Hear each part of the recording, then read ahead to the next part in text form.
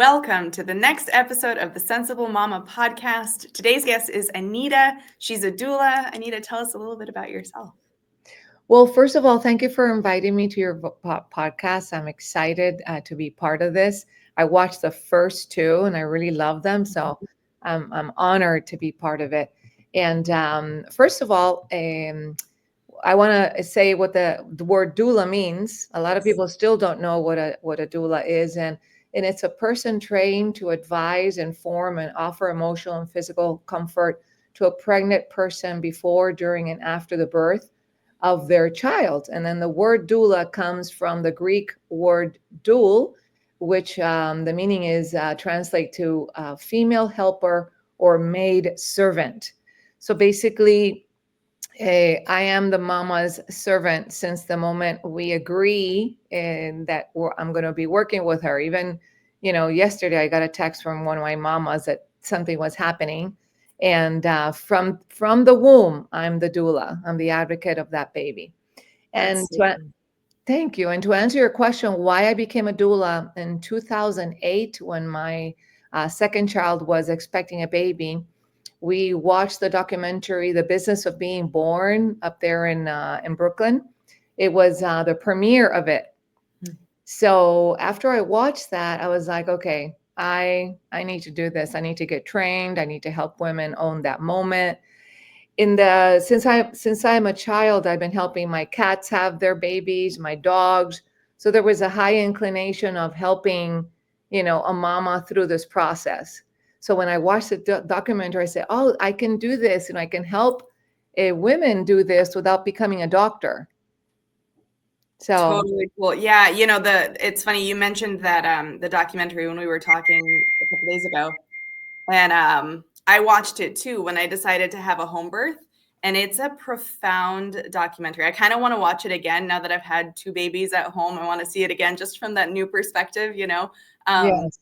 But it's something. I'll put the link in the description to this podcast episode, because I recommend, even if you're planning a hospital birth, honestly, it gives you the history of childbirth in America, like all the different things that it went through, the really weird medical normals, I guess, the weird procedures that have just become the normal, and we kind of have gone along with it and said, yeah, I guess this is just what you do, right? Exactly. We have agreed and with authority, Yes. And then what that documentary meant for me was the disagreement of that. I had my two girls natural, but I had no idea of doulas or midwives or anything at that time. But I did know that I wanted to have them natural. And then when I watched the documentary, it all made sense. It is a business. Yeah. Just like when we go to a store and we're upsold things, it happens in the hospital too. Every medication is, more money. The C-sections are higher than a natural birth. I'm not cutting down C-sections because sometimes they're totally necessary. Agreed. But sometimes they're not. So that's why the mom has to be well educated, so then they can say, no, thank you. Let me try a little bit more. Yeah. So I always try to, I choose my clients and my clients choose me.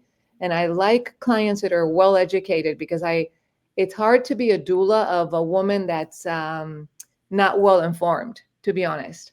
No, I completely agree with you. And it's funny because that's the whole point of my whole project here is I really want to, I'm not here to specifically educate about, pregnancy and the process and so forth. There's plenty of resources and I'm happy to guide people to those resources, but that's my goal is you take responsibility for your birth.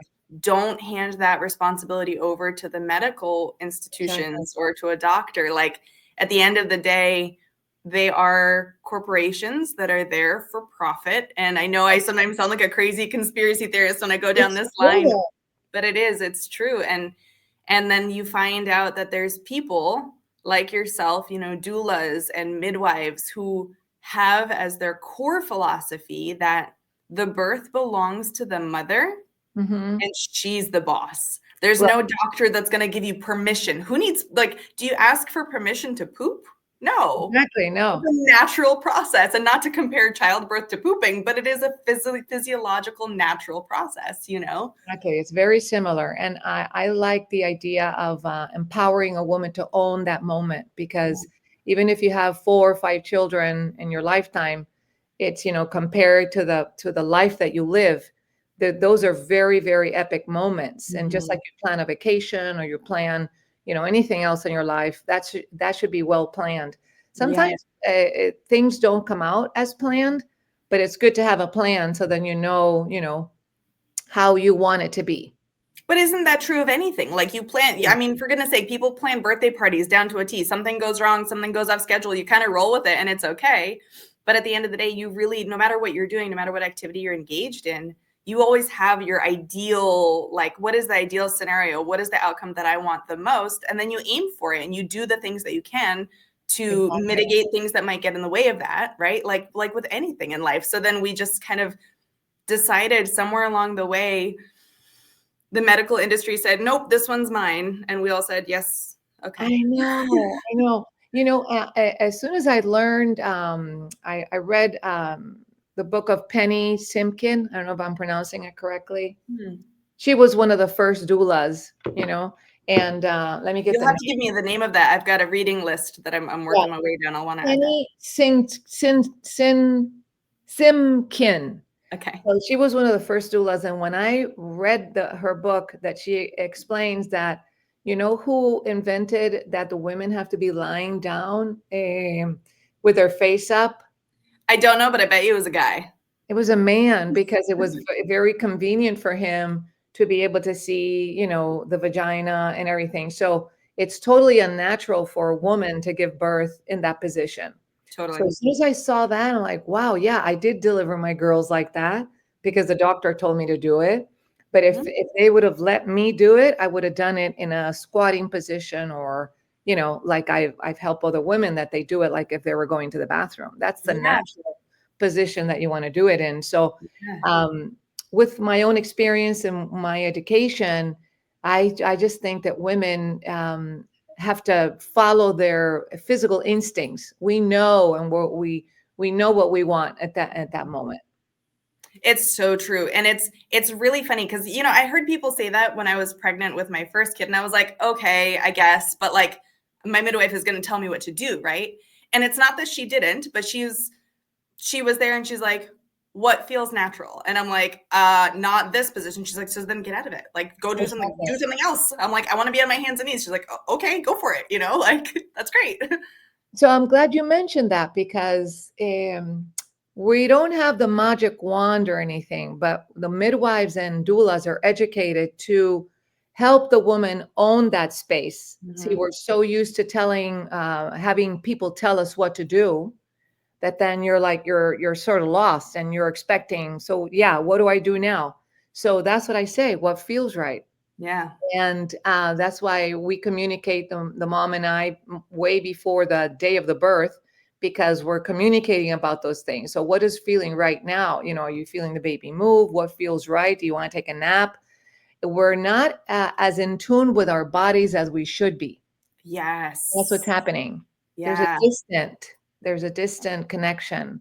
It's So, really incredible. Like with my first, I wasn't there yet. I thought I was ready. I thought I was educated. I thought I knew what I was doing. And it took some time, even during, like, it was a 23-hour labor. It was pretty long. yeah. And my baby was off to the side a little bit, and like, I was not dilating evenly. So we had to like try different positions and stuff. It was like a whole thing. But I was not really, I thought I was trusting my body, but I wasn't really there. Um, and then finally, like I think I'll mention the story now. You and I were talking on the phone the other day. Yes. Tell me about it. So my midwife was there, and she had a birth assistant who was supposed to be there. Fate, whatever, divine intervention, I don't know what it was, but something happened.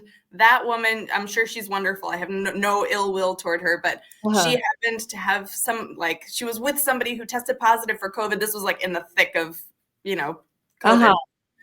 And so she couldn't make it 2020. to In 2020. 2022. It was like toward the tag end of it, but still people were on high alert, and Anyway, whatever. She was around somebody who was sick, so she couldn't make it. Totally fine. So my midwife called another person who she's trained as a doula, but she was there in the capacity of birth assistant. So like more of like the like taking notes, making sure that everything was going, whatever, just a whole different job.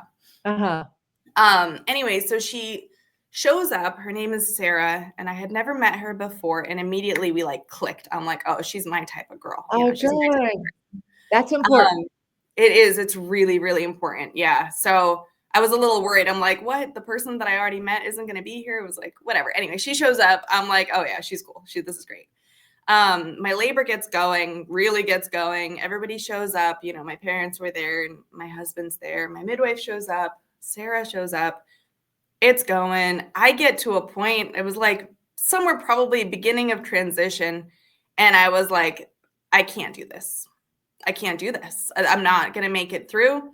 The baby was off to the side. Everything was stalled. Nothing was progressing. Like we were just, ain't nothing was happening. And I was like, I've run out of things to do. My head's not in the game. I'm like, this sucks. I want out. And Sarah in that moment saw that what she needed to do was take off the birth assistant hat for a moment and be my doula. And I was in the pool. I'm like there like this. I'm like, I can't do this. This sucks. I'm out. She gets down. She like puts herself right in front of me.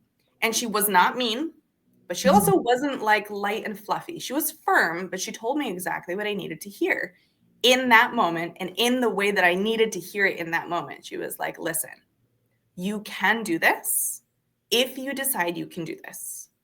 And if you decide you can't, then you won't. But it's up to you. And you are going to push through this. You're going to get through this hump and you're going to have a wonderful, perfect, healthy baby at the end of this. But you need to get your head in the game. Can you do that? She's like holding my hands. And I was like, oh no, you're right. And it like really resonated. And I'm like, and she was completely spot on. That was exactly what I needed to do. And I said, yep, I'm in. Let's do this. And then my midwife brought me over a tablespoon of honey. It's the most powerful drug I could have had that entire labor. I got a tablespoon of honey and I like revived, like somebody like plugged me into a charger and I was like, whoop, 100%, let's go. My water broke. Suddenly contractions started coming on harder. I dilated the rest of the way. And like 2 hours later, I had a baby. That was magical. Yeah. Wow. And it's funny because before that, I always thought that like doulas are for fancy people or for if you're going to the hospital and you want somebody to advocate for you, that's when you should have a doula. So I was kind of like, I just had some false ideas about who or what a doula was. And after that, I would say, especially for first-time mamas and subsequent births, you can too, but I would say particularly if you're a first-time mama, it is such a valuable thing to have, to have that kind of person there. I agree. And, some people ask me, that was a great story.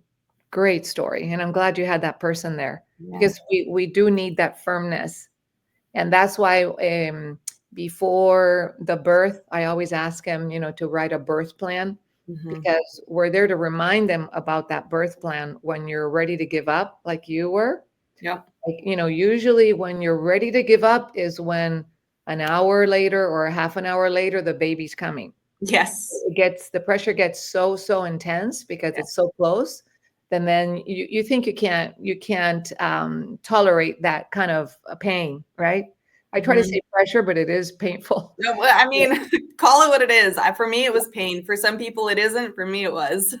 Yes. So then since I know, I've done like 49 births already, 2 of them C-sections because it was necessary. But I always know that when that peak happens, the baby's close. Yeah. So I tell them with certainty, I say, the baby's very close. You can ask for the epidural because it's your body, but just wait a little bit more and boom, the baby comes. Yeah, that moment does pass. Like that is something. And like beforehand, I was reading a book and I'm like, oh yeah, okay, transition. I'll be ready for transition when it hits. And it's not that I didn't know it was happening. I did, but I was like, it just wasn't enough for just me to push myself through. And nothing, no, knock to my husband, but this is the first time he's done this too. Like Right. he hasn't had a baby before. He doesn't know how it works. He doesn't know how close I am. And he doesn't Exactly. realize the strength that your mental state has. Like the power of your mind in that moment, Yes. it's unreal. It's something else. Right. As a doula, we are trained to not lose the woman because once the woman is, like giving up, we have to recuperate her because we don't do the work. The woman does the work. We remind them of what they wanted to do at the beginning. See? So the decision always has to be there, of wanting to have her baby, of visualizing that baby in her chest. There's got to be like a future visualization of the whole thing. So I do that too. I remind them soon you're going to have your baby, in your arms, and then they go there, not, in the where they're at, right now. And Yep. yeah, it's a whole art of connection. That's why I meet with the mamas before. They really have to be okay with my voice, with my looks, everything, because it's such an intimate, epic moment that anything can throw the mama off, you know. And Yes. sometimes the husbands are there. We form a birth team. The husbands are there, the mother is there, but the connection that I form with her is very, very special. Even some moms that said, "No, you handle her because I don't even know what to tell her." See, Mhm. is it's a moment of vulnerability where you don't want to tell your daughter, "Hey, keep pushing," when you see that she's in pain. But Right. I know that the end result is going to be good, so I will, continue to inspire her to keep going because at the end it's going to be for the best. And the sweetest words I hear in all of my births is, "Oh my God, I did it. I did it." They feel so accomplished that Yes. I don't want to take that away from them. And they're Literally, I'm getting tears in my eyes remembering both of them. Like the moment with my first, I was not on my back, but I was like kind of in a seated squatting position, and my midwife put my first baby on my belly, and I looked down and I was like, it's over. Like yeah, I have a baby. Like none of the last 23 hours matter one exactly. pinch, like not even a little bit. I Right. have a baby. This is my baby. And then And the you second did it. one, You did it in your terms. I did. It was incredible. And like the whole pushing aspect, I became a new person. I didn't realize the strength and the courage and the power that I had within me, and I had to overcome something. Like I really had to overcome a fear in that moment, and there was no way out but through. You know what I mean? Like I was there, he was coming, and I had to make it happen. And once I did that and I had this baby just on me with this perfect little alien shaped head, and like the smell, like it sounds Oh, gross. Like honestly, when you think about it, you're no. like, what, the smell? But it's the smell and the sensation and his little wiggles and his little flopsy body. And it's like, It's magic. And the oh, oxytocin that gets liberated in the room, everybody mhm. can feel it. It's true. Yeah. The whole family can feel it. Whoever is there can feel, the love hormone going. Hmm. Yeah. It's Every time, so all good. the births for me are unique and totally different. They're totally different, and I feel so blessed and honored when I am able to witness that. Honestly, Yeah. I feel like I should pay the family, to be honest. Honestly, for letting me be in such a intimate, vulnerable, powerful, and unique moment of their lives, you know? It's funny you say that. I keep talking to, people like you, women that are in this profession, doulas and midwives, and I'm like, maybe, maybe someday when I grow up, right now I have two little kids, so I don't really want to, you know, I don't feel like I could ethically commit to the schedule and the demands, of just dropping everything at a moment's notice. But maybe when I grow up, I would love to attend a birth, because I agree with you. Like there's nothing quite like it. There's There is no nothing like it. other Yeah. feeling or moment like, uh, I had a mama once that had her baby in the bathroom, like in the bathroom. Literally, she got up from the toilet. It was a home birth. She got up from the toilet because that was the most comfortable position. And she had her baby, and the midwife wasn't there close. And I was the one with the mom to help guide that baby to her chest. And I was like, oh my God, okay, yeah, this is it. I mean, there's just nothing like it. There's nothing. I can't even explain what I feel, to help a body be intact while it's out, but also a life. Mm. I'm there for that baby's first breath of life. Yeah.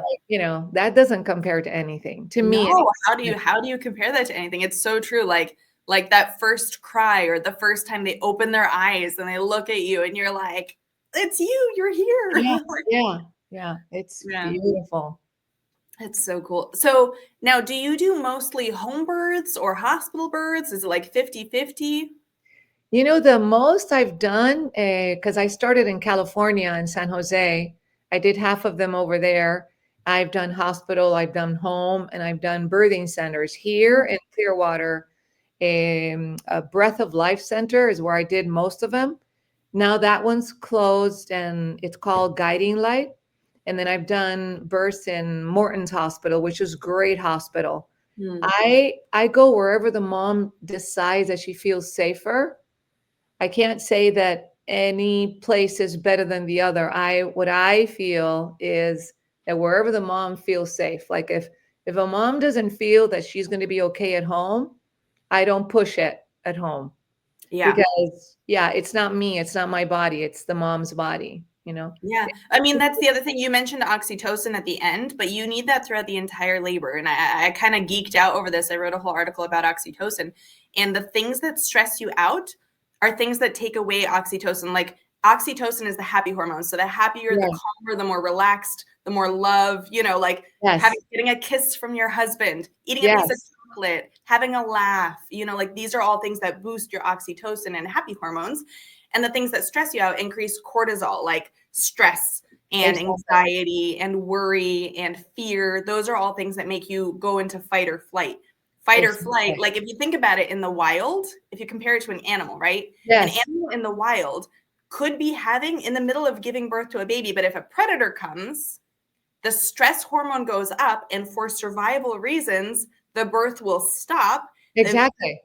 And that happens with our bodies too. We are still, there are still hormonal, like there's a spiritual aspect to it for sure, but there's a There physical is. hormonal side of it too. Totally. And that mother has to be, I don't know if you experienced it, you probably did. At the end in the transition, there is that space that the mom has to go. She needs to be totally focused with her respiration process or the humming that she chooses. I always tell them to look for a sound that calms them. It could be or it could be whatever it is that you go there and you can, connect to that and, be okay with that.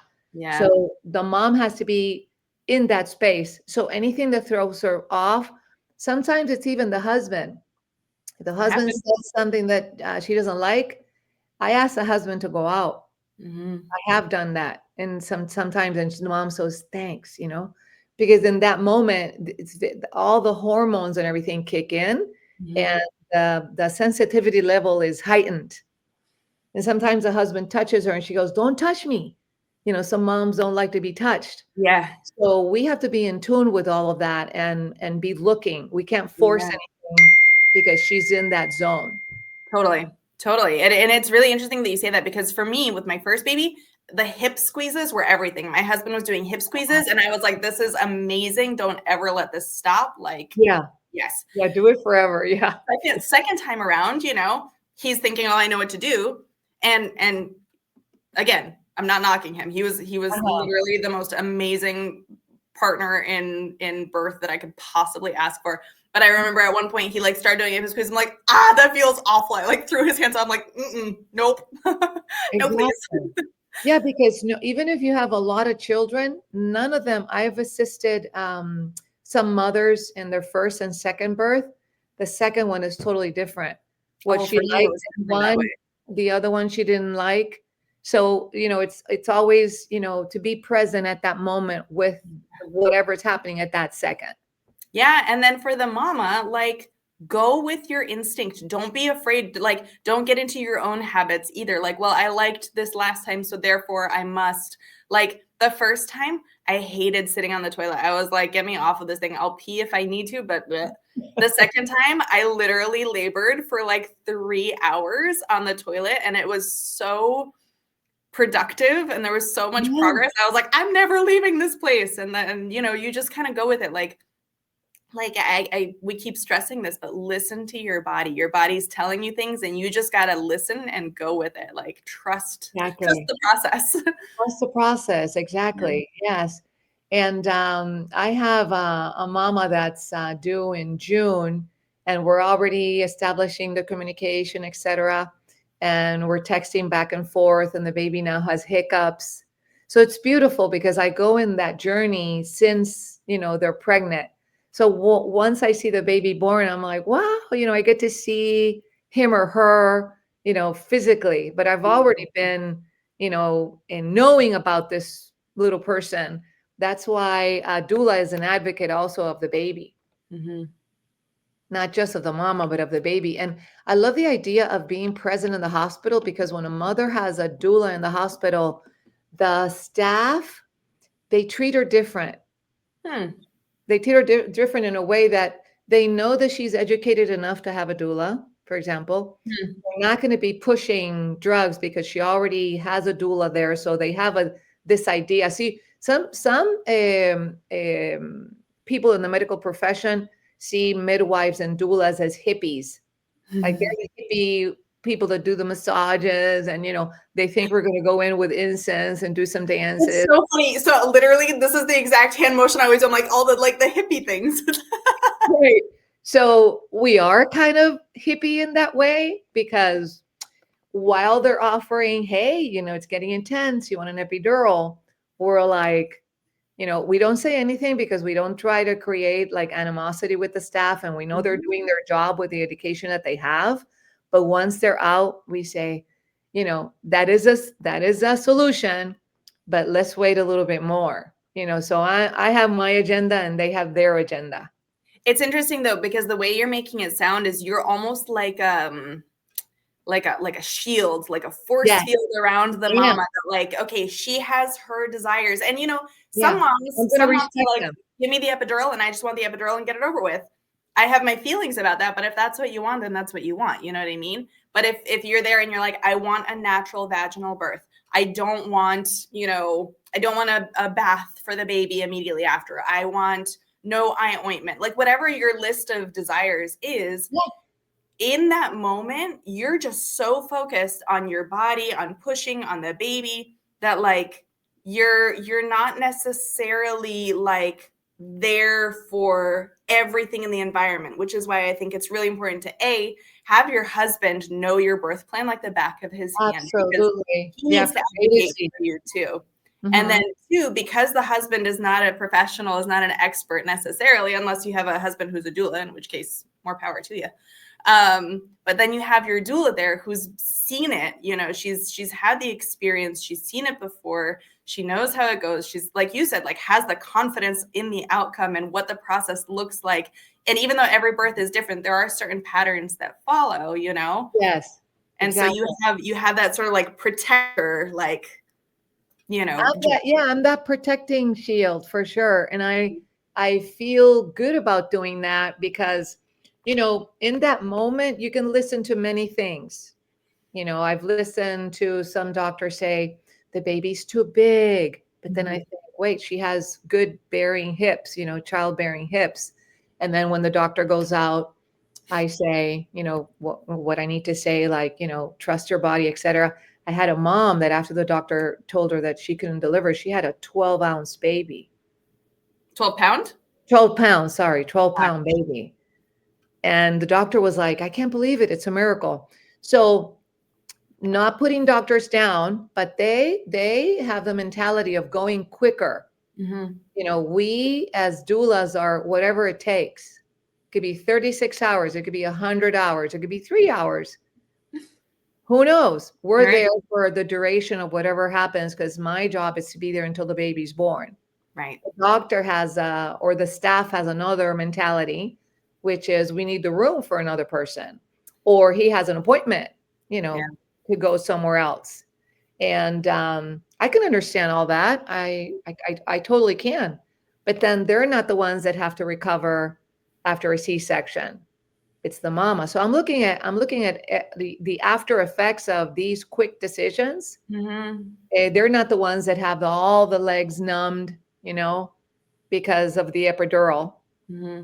Not putting the epidural down either, because some women need it. Some women need the gas, some women need the epidural.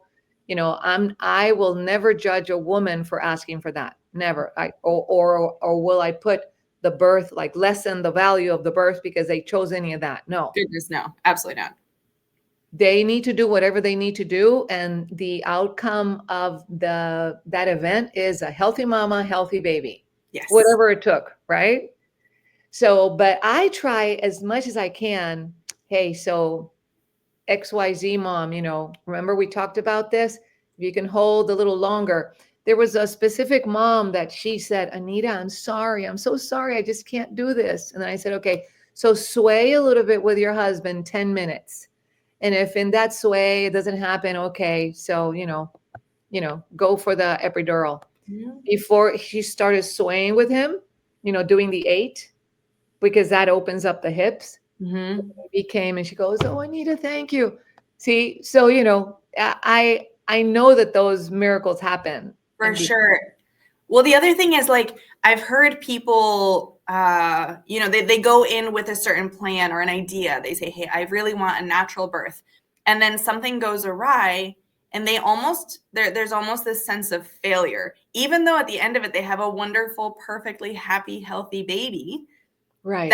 That's a win as far as I'm concerned. If you had a baby and the baby comes out healthy and alive and yes, that's thriving, the then outcome. you did nothing wrong. Exactly. You know what I mean? There But have like, been cases. I hate the idea that it's a failure. Like, No. somebody saying, well, I got an epidural, so I failed. I'm like, No. no. No. So there was a mom that did all her healthy pregnancy, and she wanted a natural birth, and the body didn't dilate. So then what are you going to do? You have to take the baby out. So a C-section was necessary, totally necessary. Sometimes the bodies don't dilate. Sometimes a mother is too tired. Mm-hmm. So, okay, so then, they have to take the baby out. So it's not only about the mom anymore. And it's beautiful to see this process, Paulina, because I see the mother. I know the mother develops a motherly instinct since she has a baby in the womb. But at that moment is where I can see her thinking about the wellness of the baby. And she says, okay, no problem. I had this plan, but if my baby's going to be okay, then, let's do it. Yeah. So she's making a decision, for the baby already. Yeah, it's interesting. I mean, that's the whole thing, is like making decisions for the greater good, right? Like, is an epidural, sometimes you want an epidural in the moment, like you're like, I want an epidural because ouch. But you don't actually, it's not really the greatest good in that moment. And so you as the doula help the mom take a moment, take a look at it. Yeah. Really consider, okay, if it's the greatest good for this exact situation, let's go for it. Let's do it. Exactly. If it isn't, I will help you get through this hurdle, get through the discomfort, get through the pain and the whatever emotional, physical, spiritual, whatever is going on right now. Right. We're going to get you to the other side because this really isn't what is needed in this moment. And Paulina, it's not all the time physical. I'll tell you a little story, and I'm not saying names or anything because I can't because of HIPAA, and I wouldn't anyway, even if HIPAA didn't exist. There was a mom that was so in love with being pregnant, she was scared to bring the baby out into the world. Aww. And then the process was taking long, and I gave her an assist that I know how to do, and she saw it. She goes like, I know why I'm taking so long. It's because I don't want to bring my baby out into the world. I think it was close to COVID too.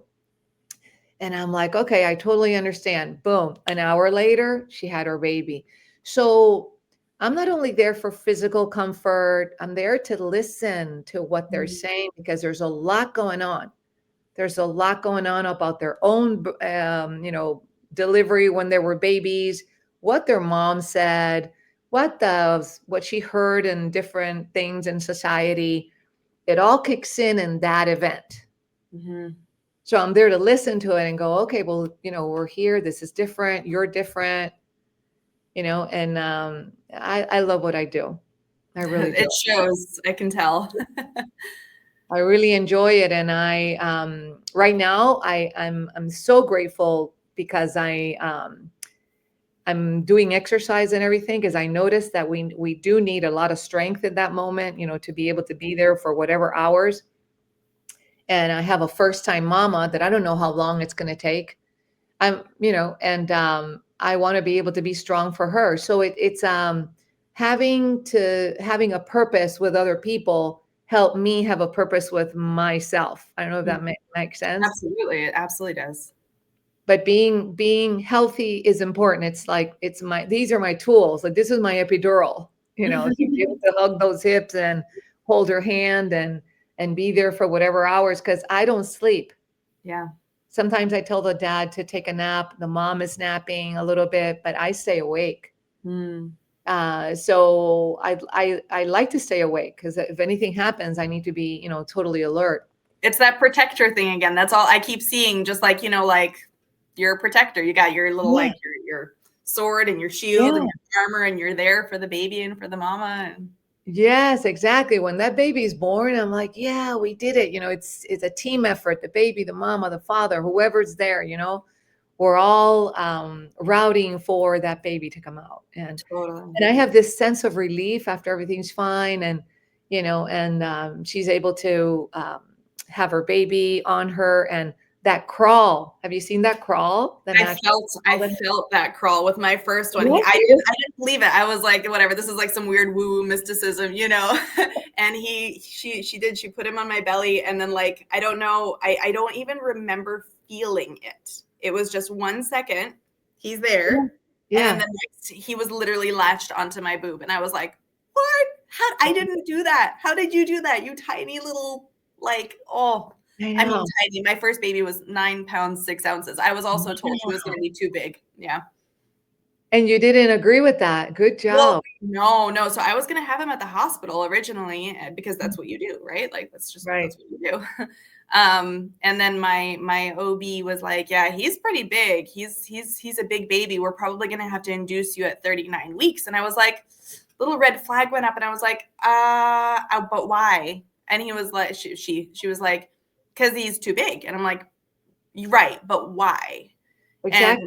And she was like, well, you could tear or there could be other complications. I'm like, okay, so I'm not afraid of tearing. I mean, I was, but I told her I wasn't.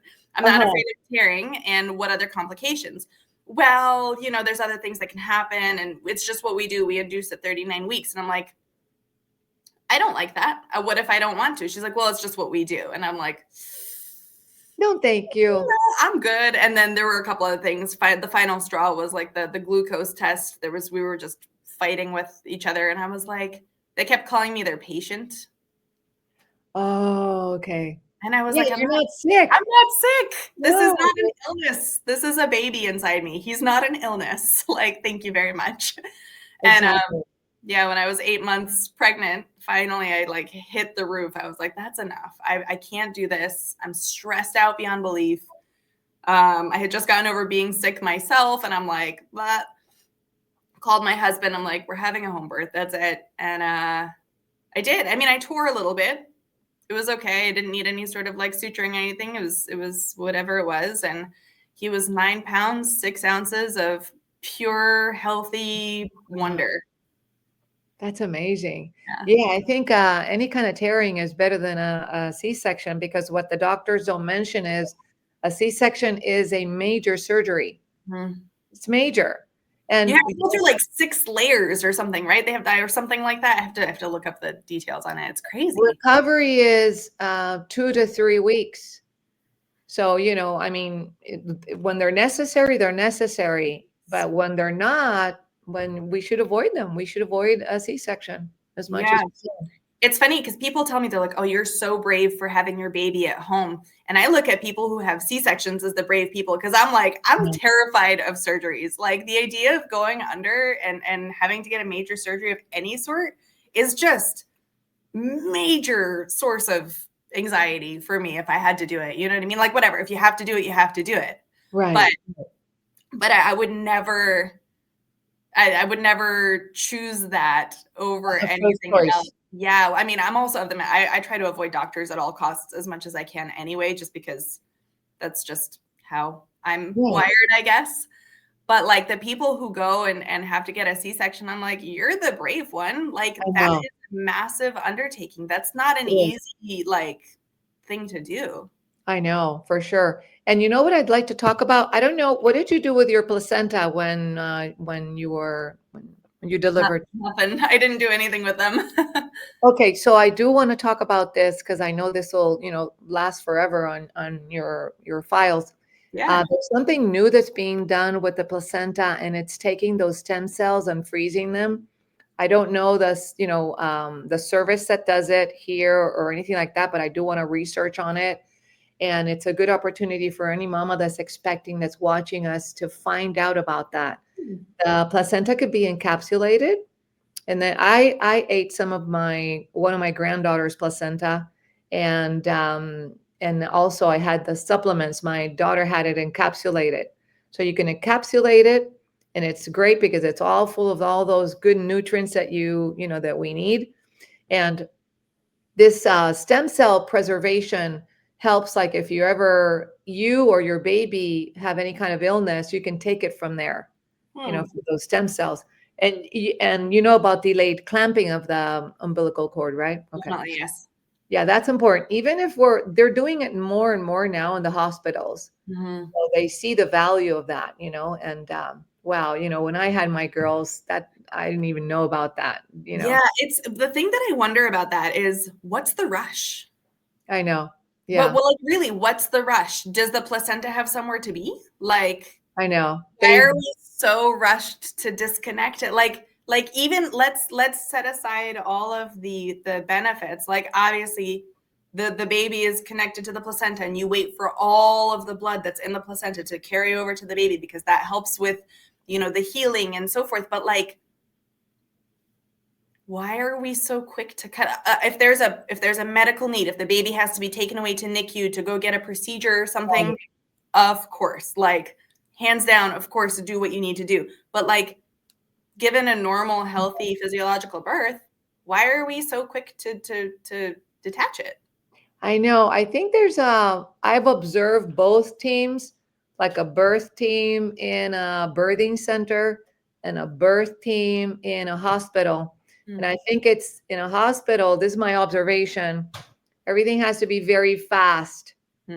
Like that's the way they're trained. Let's, get me that. And then in the birthing center and in the home, everything is very mellow, lights are dimmed, and like the hospital, so slow. It's so wonderful. Exactly. It's a totally different, viewpoint of time. Yeah. We're taking it easier. And so I mean, I've never had a hospital birth, so I don't have that comparison. But like with both of my kids, I just sat on the couch for like an hour. Nobody talked to me. Like my midwife came and like checked my heart rate and my respiration. I couldn't even tell. She didn't even say any words to me. She just kind of like quietly came over, made sure the baby looked good, left us alone, went to go clean up the pool, came back. Like, and then with my second, I had my baby, and then my placenta was taking its sweet time coming out. And I know that in a hospital, it's like, get that placenta out now. Like it's like, no, I don't understand that. And my midwife was a little bit like, not worried, but she was like, I kind of want to get this, like, we got to get this going. And I'm like, this was one of those moments where I really just listened to my body, and I was like, it's good. Everything is fine. It's okay. And she was like, okay. I'm like, just give me some time. I'm going to just sit here and snuggle my baby, and the placenta will come out. It's okay. It took like 45 minutes or something like that, which is longer than people would like. It came out perfectly healthy. It was wonderful.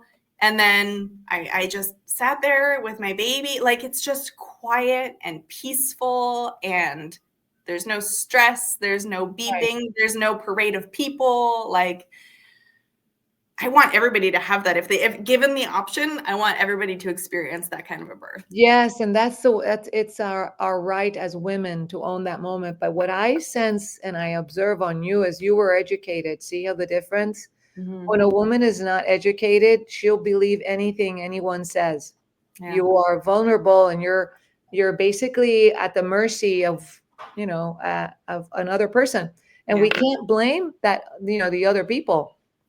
I think we just need to take responsibility of educating ourselves enough to say, no, thank you. See, when you said no, thank you, everything's good, that's an educated decision. Yeah. You didn't go like, oh, really? The placenta's not out? You see, you knew that it was totally normal that it wasn't out, but it was because he had knowledge on what was going on. So what would you recommend if you were to give an expecting mama some advice? What are some like educational resources or even just methods of getting ready? What would you recommend? I recommend birthing classes, Mm-hmm. even if it's your second, third, because they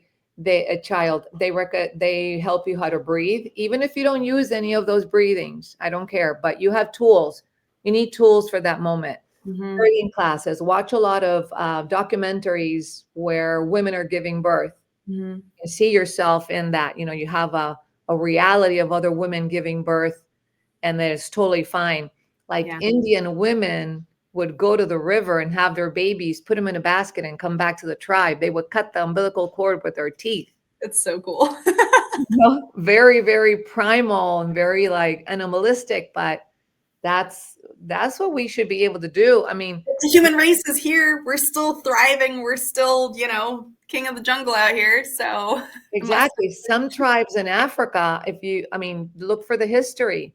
Women traditionally, that's what they have done. They're warriors. They go and do that. They don't burden the people. They just go and go, oh, I have this baby. I'm going to go and, I don't know exactly where in history they saw pregnancy as an illness.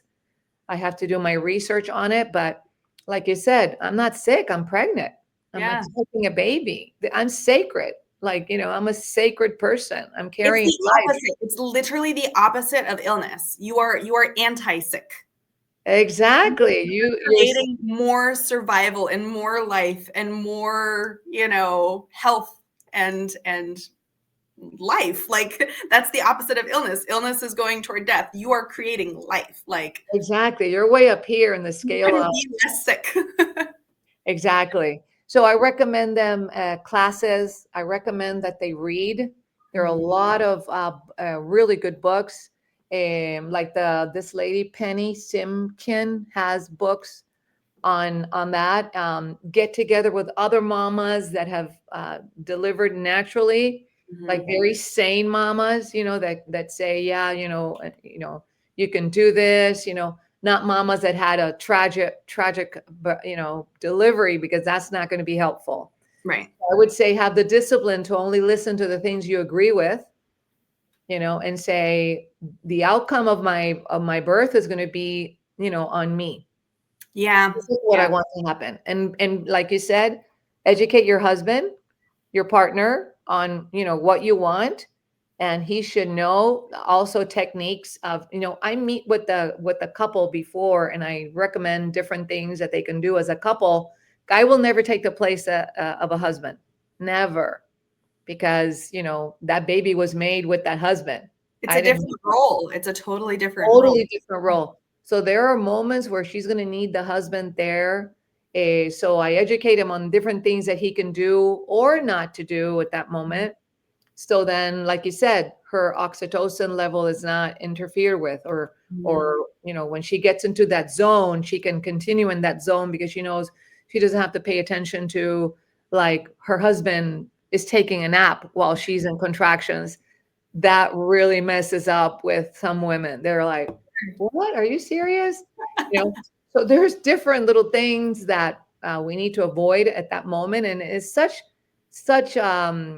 little hours compared to the rest of the life that I talk about those things, when I meet with both of them. Yeah. Basically gain a lot of knowledge, not in Google, not only in Google, but, with reliable sources, and do your exercise, go swimming. One of the things I highly recommend is listen to music.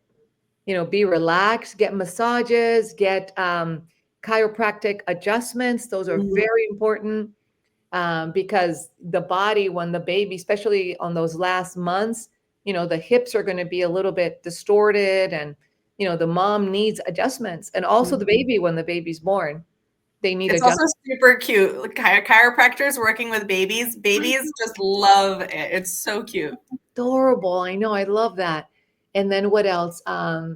Eating well. I'm not saying, to once in a while eat some chips or pizza or something, as it's going to happen. But overall, take care of your supplements, hydrate a lot. That's Yeah. super important. And look for a lot of pleasure moments. Watch comedies, just be very excited about what's going to happen, about, getting ready for this event. It's called labor because it is labor. You're in a labor of love, of bringing life into the world. So just if I was to be pregnant again right now, I'd do things totally different than when I did. Like, I kept on working, I kept on doing other things, and I'm like, if I was giving an opportunity, knowing what I know now, I'd be from massage to massage and the pool, and like, taking it easy. It's only 9 months. Yeah. You look at it, it's only 9 months. You can That's do it. Well, okay, so we have another like 10 minutes or so. The last thing I wanted to ask you about is you mentioned that you're also a postpartum doula. What Yeah. is that? What does that mean? Like that, I didn't have that. So tell me a little bit about that. Well, babies, when they're newborn, sometimes I love newborns and I love their smell. So I Mhm. am addicted to newborn smell because they smell totally different than regular people.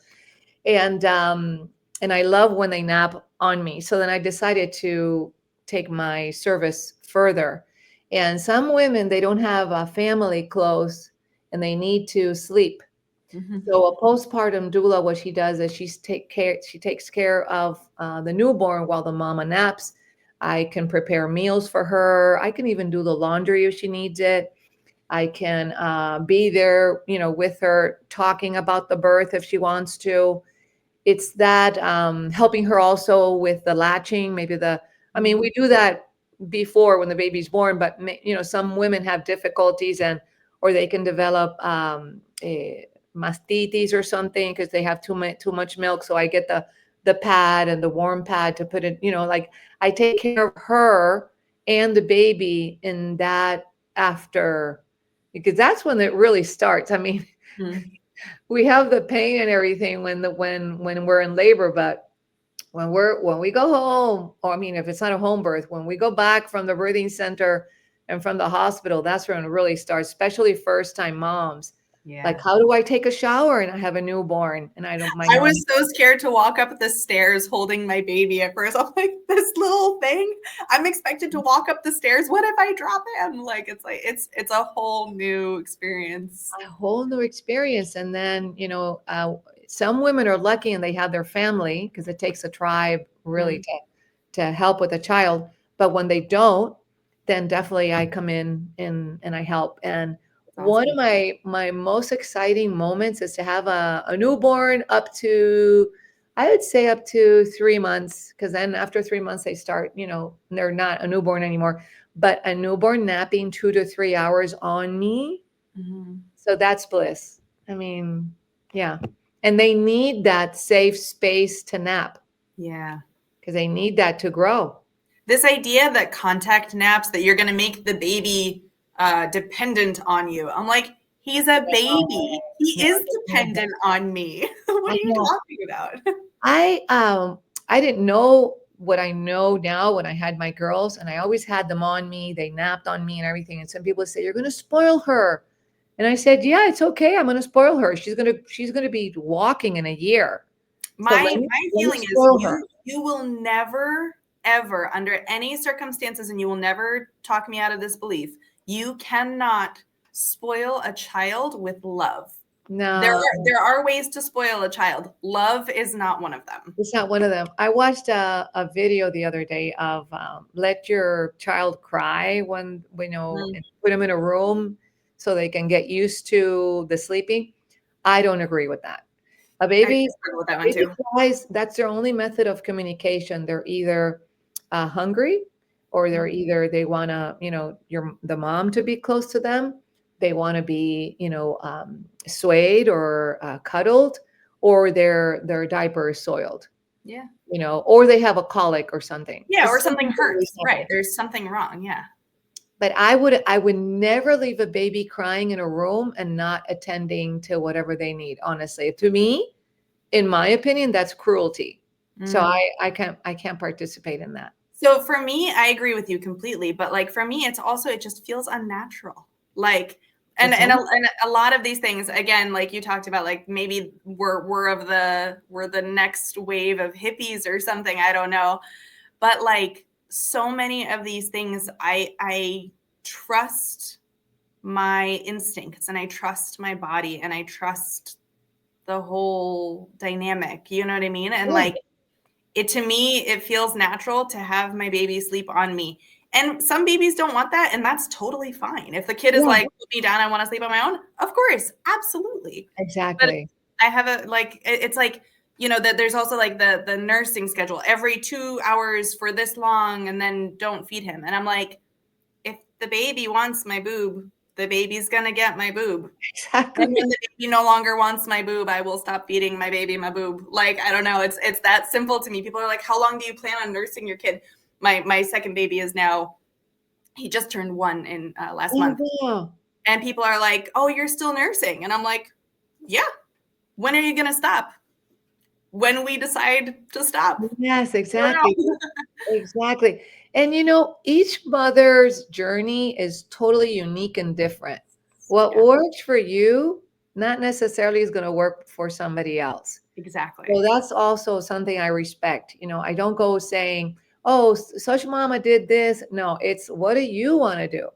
Like if you Yeah. want to stop nursing your baby at 4 months, but you thought you were going to do it a year because it hurts, it's totally fine. I Yes. mean, who am I to say, "Oh no, but you have to continue until one." It's Goodness. working for you, so you continue to do it. And Or in the other direction, I know one mom who was weaning her baby when he was 3 years old. And I was like, wow, that's, in my opinion, for me and my experience, that's really late. But hey, more power to you. Like, there's no downside to that. no, That yeah, kid's probably so healthy. I know. So it is. I think it's to me, it's wrong to evaluate or to invalidate other mothers or what they're doing, because every mother is going to find out what is okay. Co-sleeping, breastfeeding, giving them solids, whatever they feel that they need to do. I did honestly whatever I wanted to do. My mom died when my firstborn was a year, so I didn't have a mentor or a mom telling me do this, do that. So I kind of figured it out on my own. Yeah. And I wouldn't have not liked it if somebody said, "Hey, but what do I gave my firstborn food like beans, like mashed beans when she was 4 months. And I would make her, my own kind of baby foods at home. And she's totally fine. She's 40 something now, has two girls. So it's like you need to do what you need to do. Yeah, and ultimately that's kind of the theme of this whole conversation. Through your pregnancy, through the labor and delivery, through postpartum and into parenting and all of life, really, it's observe what's happening in the moment. Do Yes, your research. By all means, listen to other people, get ideas, but be your own counsel, make your own decisions, right? Like you know what is right for you. And if you don't know, it's probably because you need more knowledge. So go and get that knowledge. Go read some books, talk to people that you trust, watch people talking online about these things and see, maybe you don't agree with everything, and that's totally fine. But get exactly. the data and make your own decisions in that moment for yourself, and you'll probably do just fine. Absolutely, just like you did. And you're going to help so many women. I hear that you're going to have very, very interesting people here. I can't wait to, continue to follow you and learn from you and all the other people, because I don't know everything. I really don't. I Oh, yeah, continue to me. learn. I'm not even trained as a jeweler. I mean, I'm just some random mom who decided that I wanted to talk about this stuff. No, I think by through communication and true stories, is where we learn. That's how I've learned. Totally. My doula teachers have taught me with their experiences, and I have my doula teacher here, Raina. She's had like 1,000 births already, twins and everything. I still haven't done a birth of twins. And any question I have, I text her, hey, Oh, this is happening, so it takes a tribe. We're not alone on this, and like you said, when we don't know something, look for a reliable source that we can trust. We're not gonna, go to somebody that we think is gonna give us, a whole bunch of medications, especially, let me talk about this before we finish. The postpartum blues is totally natural. mm. This is not a moment to go to any kind of random doctor and tell them about this.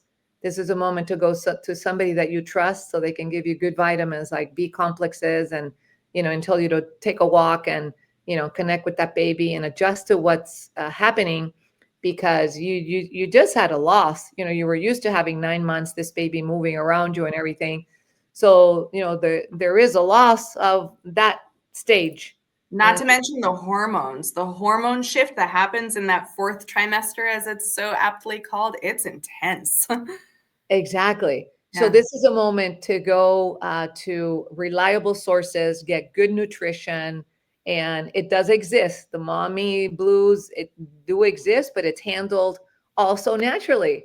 So remember, I'm a hippie, so I always go for the natural, So I love this. Well, listen, we are on an hour. We could probably talk for hours more, and I will have you back on this podcast again, because this conversation is just wonderful.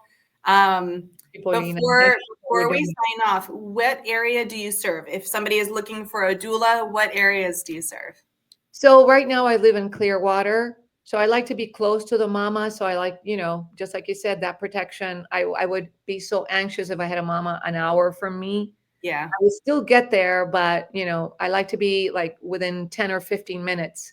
Okay. So Clearwater, Largo, Dunedin, those areas that I can take my car and boom. Because all these births that I've done, they happen at night, like after 2 o'clock in the morning. So I want to be able to be, close. Yeah, I love that. Okay, good. So I will, in the description, I will post a link of where people can find you if they want to find you. Thank you so much for coming on here. I can't wait for future conversations with you, and I really appreciate this. Thank you, Paulina.